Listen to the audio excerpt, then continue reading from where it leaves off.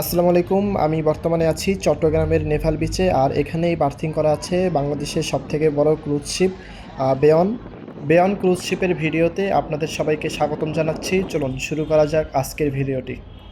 এই হচ্ছে বেয়ন ক্রুজ শিপটি। তবে এই টার্মিনালটি বেশ সুন্দর, তাই আমি আপনাদেরকে প্রথমে আর কি এই টার্মিনালটি ঘুরিয়ে দেখাতে চাই। এই টার্মিনালে রয়েছে সুইমিং পুল, তারপর হচ্ছে বসার জন্য অনেক স্পেস। আমি আপনাদেরকে সব কিছু এখন একটু একটু করে দেখানোর চেষ্টা করব।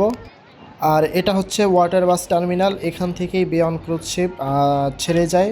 তো বেয়ন ক্রুজ শিপের রুট হচ্ছে চট্টগ্রাম থেকে সেন্ট মার্টিন, সেন্ট মার্টিন থেকে চট্টগ্রাম।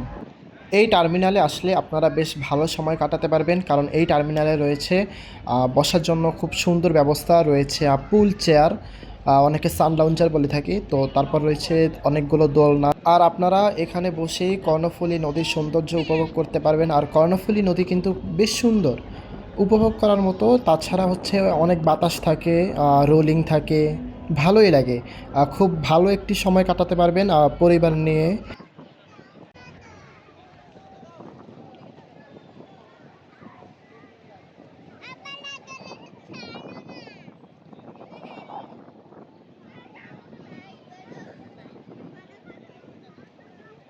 এই মুহূর্তে দেখতে পাচ্ছি কর্ণফুলী নদীর তীর ঘেঁষে একটি জাহাজ বঙ্গোপসাগরের দিকে এগোচ্ছে।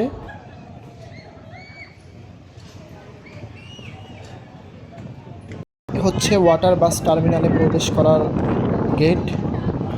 এখন চলে যাচ্ছি ওয়াটার বাস টার্মিনালের ভেতরে, আর জাহাজে একটু পরে উঠব। তার আগে আমি আপনাদেরকে এই ওয়াটার বাস টার্মিনালে সুইমিং পুল, তাছাড়া বসার জন্য আরও খুব সুন্দরভাবে তারা ব্যবস্থা করে রেখেছে, সেগুলো আপনাদেরকে এখন ঘুরিয়ে দেখাবো।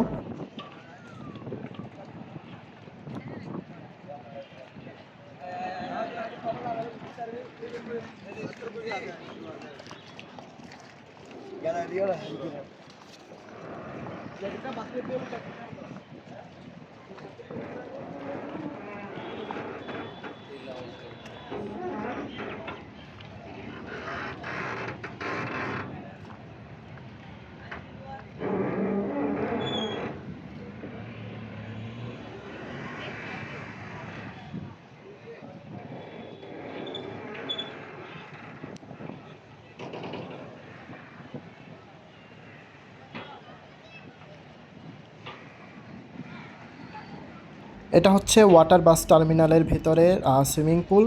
তো এই সুইমিং পুলটা বেশ বড় আর পরিষ্কার। আর তাছাড়া আমরা অন্য অন্য বড় সুইমিং পুলে কী দেখতে পাই, সেটা হচ্ছে আর্টিফিশিয়াল ঢেউয়ের ব্যবস্থা করে থাকে, আর্টিফিশিয়াল রোলিং থাকে। তবে কর্ণফুলী নদী এমনিতেই সবসময় উত্তাল থাকে, যার কারণে দেখতে পাচ্ছি এই যে আপনারাই দেখুন কত পরিমাণ রোলিং করছে। এটা যেহেতু একটি টার্মিনালের ওপর করা, তাই নদীও রোলিং করে, তার সাথে এই টার্মিনালও রোলিং করে, আর সুইমিং পুলও।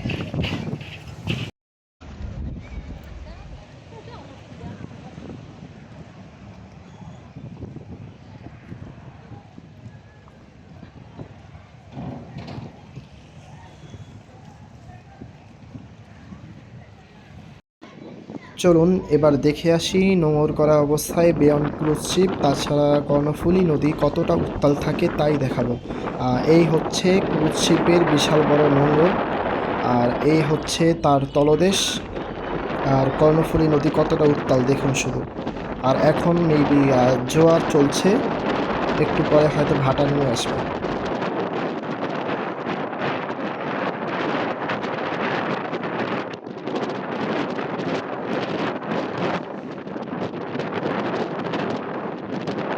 চলুন এবার প্রবেশ করা যাক বাংলাদেশের সবথেকে বড় ক্রুজ শিপ বেয়নে। আর এখন চলে যাব বেয়ন ক্রুজ শিপে ঢোকার পথে।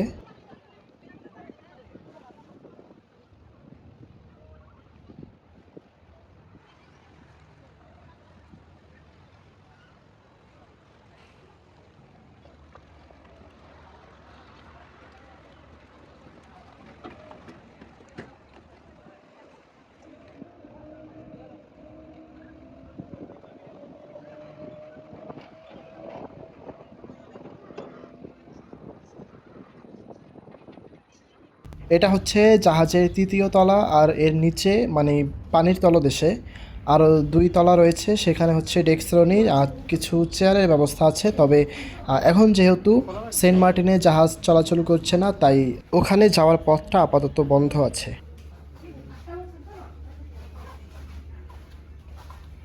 আর এটা হচ্ছে 4th ফ্লোরে ওঠার জন্য সিঁড়ি। আর সিঁড়িটা বেশ সুন্দর। আর আমি এখন উঠে যাচ্ছি 4th ফ্লোরে। এখন জাহাজ সম্পর্কে আপনাদেরকে একটু ধারণা দেওয়া দরকার। এই জাহাজটি আগে জাপানে চলাচল করতো। বাংলাদেশে আনার সময় প্রথমে এটি জাপানের বন্দর ছেড়ে প্রশান্ত মহাসাগরে প্রবেশ করে। এরপর সেখান থেকে পূর্ব চীন সাগর হয়ে দক্ষিণ চীন সাগরে আসে। এরপর মালাক্কা প্রণালী অতিক্রম করে আন্দামান সাগরে প্রবেশ করে এবং সেখান থেকে বঙ্গোপসাগর হয়ে শেষ পর্যন্ত কর্ণফুলী নদী দিয়ে চট্টগ্রামে পৌঁছায়। আমি যতটুকু জানি এই পথ ধরেই, মানে এই চ্যানেলগুলো ধরেই বাংলাদেশে আসতে হয় জাপান থেকে। এভাবেই এসে থাকে বিভিন্ন কার্গো শিপ, অয়েল ট্যাঙ্কারগুলো। এটি হলো বেয়নের সিট লেআউট প্ল্যান। এ ডেকে রয়েছে VVIP cabin, special first class এবং রয়্যাল স্যুট। বি ডেকে রয়েছে প্রেসিডেন্সিয়াল স্যুট। সি ডেকে রয়েছে এক্সিকিউটিভ বানকার স্যুট এবং রেস্টুরেন্ট। ডি ডেকে রয়েছে ফার্স্ট ক্লাস চেয়ার। আর ইও এফ ডেকে রয়েছে চেয়ার সিট।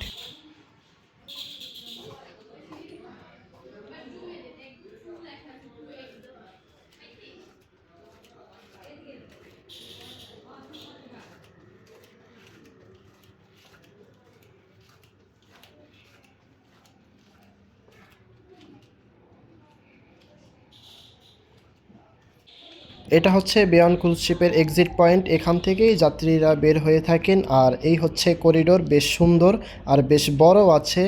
লাইটিংও বেশ সুন্দর করেছে।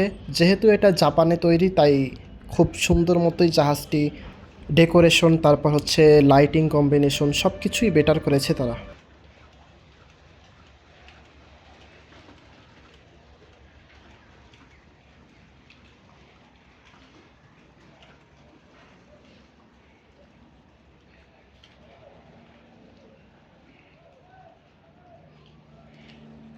এটা হচ্ছে 4 তলার করিডোর। আর এখান থেকে আপনারা বেশ ভালোভাবে সি ভিউ উপভোগ করতে পারবেন।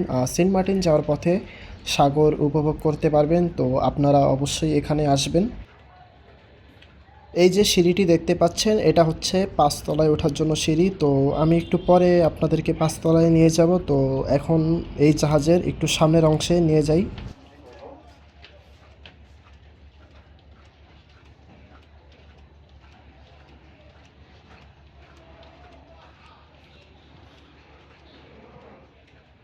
এটা হচ্ছে বেয়ন ক্রুজ শিপের কেবিন লবি। এখানে রয়েছে অনেকগুলো কেবিন। আর এই জাহাজে কেবিন ভাড়া হচ্ছে সর্বনিম্ন অন ওয়ে আর রাউন্ড ট্রিপের কথা আমি যদি বাদ রাখি, তবে নর্মালি যেই ভাড়াটা দাঁড়ায় সেটা হচ্ছে 25,000 টাকা থেকে শুরু করে 50,000 টাকা। তো যেটা 50,000 টাকা সেটা হচ্ছে প্রেসিডেন্সিয়াল স্যুট, যেটা সি লেভেলে রয়েছে, সি ডেকে।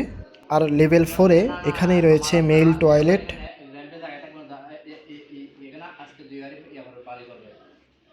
তো এটা হচ্ছে লেভেল 5-এ ওঠার সিঁড়ি, পঞ্চম তলায় ওঠার সিঁড়ি। তো আপনাদেরকে একটু আগে করিডোর থেকে পঞ্চম তলায় ওঠা যায় সেই সিঁড়িটি দেখিয়েছি। এখন আমি মেইন সিঁড়ি দিয়ে 5th ফ্লোরে উঠে যাচ্ছি। লেভেল 5-এ রয়েছে এই জাহাজে আলাদা করে স্মোকিং জোন। বেয়ন ক্রুজ শিপে দেখতে পাচ্ছি এশারের সালাত আদায় করছে মুসল্লিরা।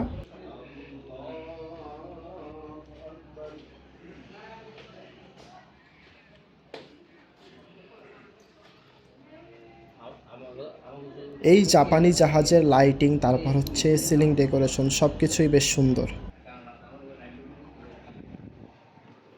এটা হচ্ছে পঞ্চম তলার করিডোর।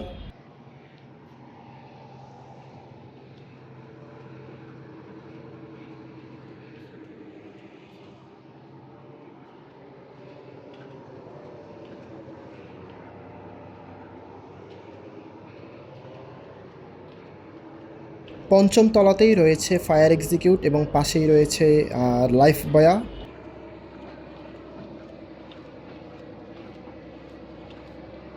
এই সিঁড়ি দিয়েই লেভেল 6-এ ওঠা যায় এবং সামনে থেকেও রয়েছে লেভেল 6-এ ওঠার সিঁড়ি। বাঁ পাশে যেই জানালাগুলো দেখতে পাচ্ছেন এগুলো হচ্ছে কেবিনের জানালা। আর এই জানালাগুলো কখনোই খোলা যাবে না, একদম ফিক্সড।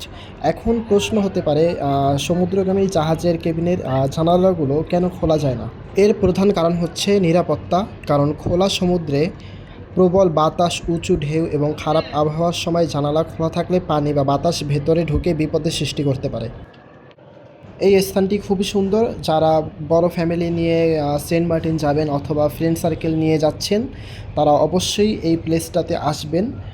এখানে বসে আপনারা অনেক সুন্দর একটি সময় কাটাতে পারবেন একসাথে বসে।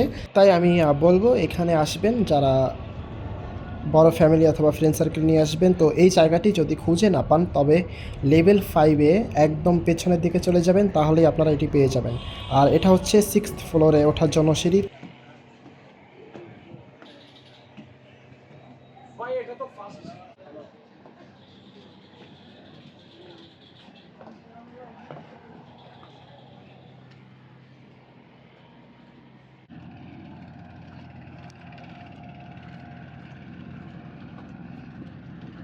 এখন আছি লেভেল 5-এ, আর আমি আপনাদেরকে এখন নিয়ে যাব লেভেল 6-এ।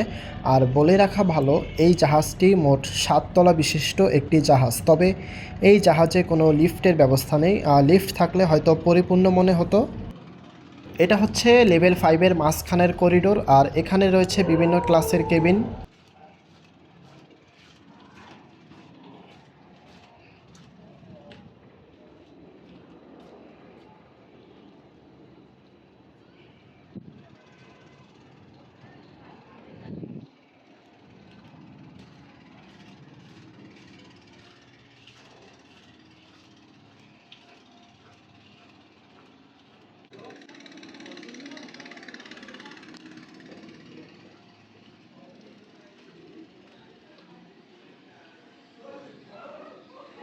এটা হচ্ছে লেভেল 6-এ ওঠার জন্য সিঁড়ি, আর এখন উঠে যাচ্ছি লেভেল 6-এ। লেভেল 6-এ উঠতেই রয়েছে ফুড সেকশনের ব্যবস্থা, তবে আনফর্চুনেটলি আজকে ফুড সেকশনটি অফ আছে। এখন আমি আপনাদেরকে দেখাবো লেভেল 6-এর সিটগুলো, আর এই সিটগুলোর ভাড়া কেমন তাই জানাবো। এই হচ্ছে সিটগুলো, আর এখানে বেশ সংখ্যক পরিমাণে সিট আছে। তো যারা চট্টগ্রাম থেকে সেন্ট মার্টিন যাবেন অন ওয়েতে, তাদের ভাড়া গুনতে হবে 3500 টাকা। আর যারা রাউন্ড ওয়েতে যাবেন, যেমন চট্টগ্রাম থেকে সেন্ট মার্টিন এবং সেন্ট মার্টিন থেকে চট্টগ্রাম, তাদের ভাড়া গুনতে হবে 7000 টাকা। তবে আমি এখন ভিডিও করছি এই সময়টাতে এই ভাড়াই আছে। তবে যখন এই জাহাজটি সেন্ট মার্টিন যাবে নভেম্বরের দিকে হয়তোবা, বা সামনের বছর ডিসেম্বর জানুয়ারির দিকে, তখন হয়তো ভাড়া কিছুটা বাড়তে পারে।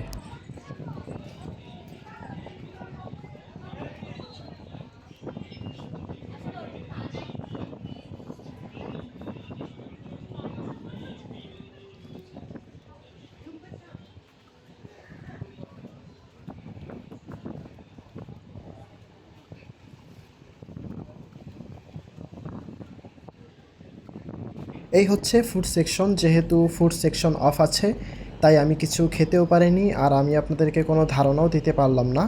তবে এই ক্রুজ শিপের যদি কোনো অফিসিয়াল মেনু কার্ড পাই, তবে অবশ্যই আপনাদেরকে দেখানোর চেষ্টা করব।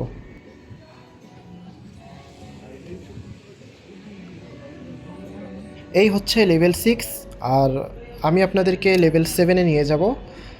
আর এই যে সিঁড়িটি দেখতে পাচ্ছেন, এই সিঁড়ি দিয়েই উঠেছিলাম লেভেল 5 থেকে লেভেল 6-এ। তো এই সিঁড়ি দিয়েই আপনারা নেমে যেতে পারবেন নিচের দিকে। এই হচ্ছে বিয়ন্ড ক্রুজ শিপের অফিসিয়াল ফুড মেনু। এখান থেকেই আপনারা প্রাইস সম্পর্কে একটি ধারণা নিন। সাদা, এটি সম্ভবত ভেন্টিলেশন ইউনিট হতে পারে। এটার মাধ্যমে মূলত কেবিন অথবা ইঞ্জিন রুমের যেই গরম বাতাস আছে সেটাকে বাইরে বের করে দেয়।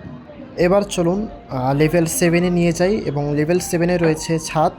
তো আপনাদেরকে এখন ছাদটা পুরোটা ঘুরিয়ে দেখাবো। তো চলে আসলাম ছাদে।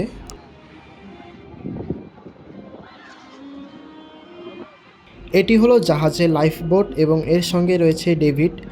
জরুরি পরিস্থিতিতে এই ডেভিডের সাহায্যে খুব দ্রুত ও নিরাপদভাবে লাইফ বোটটি পানিতে নামানো হয়। এটা হলো সেমি অটোমেটিক, যার কারণে খুব অল্প সময়ের মধ্যেই লাইফ বোটটি নামানো সম্ভব হয়। তবে অনেকেই এই সিস্টেমগুলোকে বলে থাকে যে বিপদ হলেই নাকি এগুলো নিজে থেকেই নিচে নেমে যায়, তবে এটি পুরোপুরি সঠিক নয়।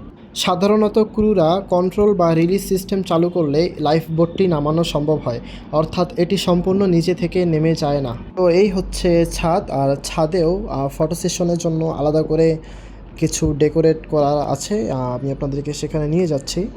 এই যে দেখতে পাচ্ছেন বড় খুঁটির মতো, এটি হচ্ছে জাহাজের মাস্তুল অথবা মাস্ট বলা হয়। এখানে বিভিন্ন ধরনের যোগাযোগের অ্যান্টেনা, নেভিগেশন লাইট এবং যন্ত্রপাতি থাকে। এর মাধ্যমে জাহাজ এক জাহাজ থেকে অন্য জাহাজ, তারপর হচ্ছে বন্দরের সঙ্গে যোগাযোগ করতে পারে। আমি আমার অনেক লঞ্চের ভিডিওতেও এই মাস্তুল সম্পর্কে বর্ণনা দিয়েছি এবং মাস্তুল দেখিয়েওছি, তো আপনাদের হয়তো একটু ধারণা থাকার কথা।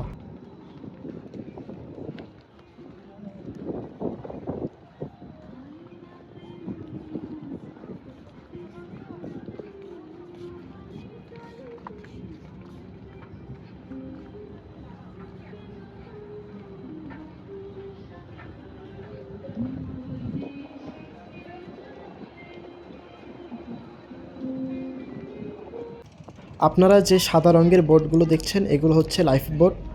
সমুদ্রগামী প্রতিটি যাত্রীবাহী জাহাজে আন্তর্জাতিক নিরাপত্তা বিধি অনুযায়ী লাইফ বোট রাখা বাধ্যতামূলক। কোনো কারণে যদি কোনো দুর্ঘটনা হয় তাহলে যাত্রী ও ক্রুদের দ্রুত নিরাপদে সরিয়ে নেওয়ার জন্যই এই লাইফ বোটগুলো মূলত ব্যবহার করা হয়। তো আমরা যদি লঞ্চের দিকে তাকাই, অনেক লঞ্চেও এগুলো দেখা যায়, যেমন হাতিয়া রুটের লঞ্চ, তারপর হচ্ছে চরফেশন বেতুয়া রুটের লঞ্চেও দেখা যায়, যেমন কর্ণফুলী 12, তারপর হচ্ছে টিপু 14 লঞ্চ, এইগুলোতে আমরা এই লাইফ বোটগুলো দেখতে পাই। যেহেতু টিপু 14, কর্ণফুলী 12 লঞ্চগুলো হচ্ছে উপকূলীয় অঞ্চলে চলে থাকে, যার কারণে ওই নদীগুলো বেশ উত্তাল থাকে, সাগর থেকে 20 কিলোমিটার দূরে। তো সবসময় ওই নদী উত্তাল থাকে, যার কারণে এই লাইফ বোটগুলো রাখা তাদের জন্য অপরিহার্য।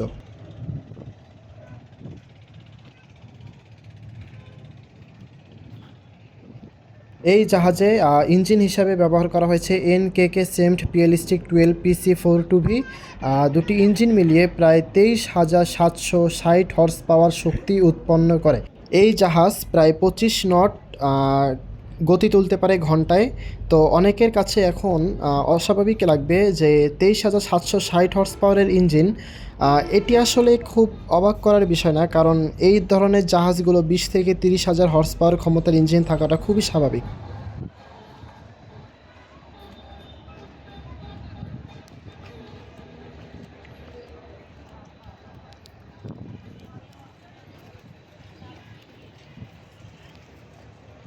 এই যে দেখতে পাচ্ছি বিশাল বড়, এটি হচ্ছে ইঞ্জিনের সাইলেন্সার পাইপ। এখান থেকেই ধোঁয়াগুলো বের হয়ে থাকে, এক্সস্ট পাইপ আর কি।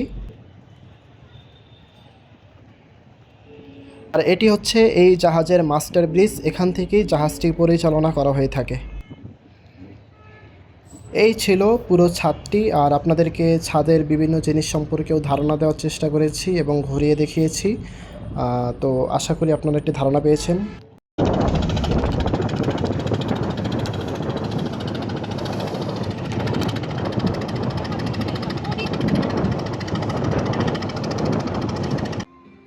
এটি হচ্ছে লেভেল 6-এ নামার সিঁড়ি আর কি, ছাদ থেকে নিচে নামার জন্য সিঁড়ি। এই সিঁড়ি দিয়ে আপনারা নেমে যাবেন।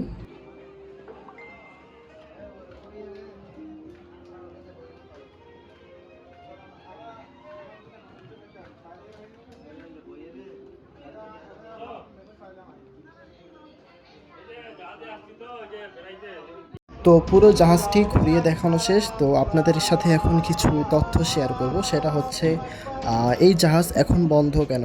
এই জাহাজ এখন বন্ধ থাকার কারণ হচ্ছে সাগর এখন অনেক উত্তাল, আর এই উত্তাল সাগরে সেন্ট মার্টিন জাহাজ চলাচল করে না। আবার সরকারিভাবেও সেন্ট মার্টিনের উপর একটি নিষেধাজ্ঞা দেওয়া হয়েছে, যে 2000-এর বেশি মানুষ যেতে পারবে না। আবার এই বৈরী আবহাওয়ার মধ্যে কখনোই এই জাহাজগুলো সেন্ট মার্টিন যাবে না। তো সেন্ট মার্টিনে যাওয়ার জন্য একটি সিজন আছে, সেটা হচ্ছে নভেম্বর মাস থেকে ফেব্রুয়ারি মাস পর্যন্ত। শীতের সিজনটাই মূলত সেন্ট মার্টিন জাহাজগুলো চলাচল করে থাকে। তো সামনের বছর কি হবে দেখা যাক, সরকার যদি পারমিশন দেয় তাহলে অবশ্যই এই জাহাজগুলো আবার সেন্ট মার্টিনের পথে যাবে। তো চট্টগ্রাম থেকে সেন্ট মার্টিন যেতে মানে ম্যাক্সিমাম বলতে গেলে 10 ঘন্টা লাগে, এর বেশি লাগে না। 10 ঘন্টার মধ্যেই সেন্ট মার্টিন পৌঁছে যায়। আমি এখন জাহাজ থেকে বের হয়ে যাব। তো আপনাদেরকে পুরো জাহাজটি ঘুরিয়ে দেখিয়েছি এবং জাহাজ সম্পর্কে একটি ধারণা দেওয়ার চেষ্টা করেছি।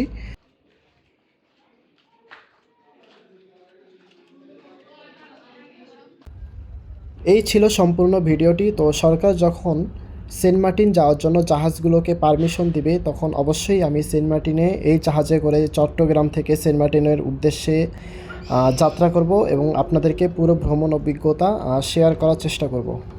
ধন্যবাদ।